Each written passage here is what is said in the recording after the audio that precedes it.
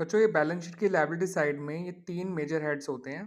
पहला है shareholder fund, दूसरा नॉन करंट लायबिलिटी और तीसरा है करंट लायबिलिटी। एसेट साइड में 2 जो मेजर हेड्स हैं वो आपके नॉन करंट एसेट और करंट एसेट होते हैं। ठीक है बच्चों? तो आप चाहे लायबिलिटी साइड से ऐड करें, चाहे आप एसेट साइड से ऐड करें, आपका रिजल्ट टोटल एसेट ही आएगा। ठीक है बच्चों? उसके अलावा ये चीज़ याद रखिएगा कि शेयरहोल्डर फंड और नॉन करंट लायबिलिटी अगर इन दोनों को जोड़ दिया जाए तो कैपिटल एम्प्लॉयड आता है। उसी तरह से नॉन करंट लायबिलिटी और करंट लायबिलिटी को ऐड कर दिया जाए तो आपका टोटल डेट्स आता है। ठीक है बच्चों? तो कैपिटल एम्प्लॉयड का जो मेन फॉर्मूला हो गया वो shareholder fund plus non current liability है।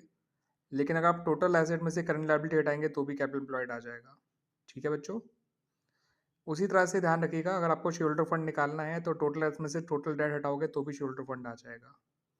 तो कई सारे फॉर्मूले हैं जो आप इतनी इन्फॉर्मेशन के बेसिस पे बना सकते हैं अपनी तरफ से। इस फॉर्मेट को दिमाग में बिठा लीजिए।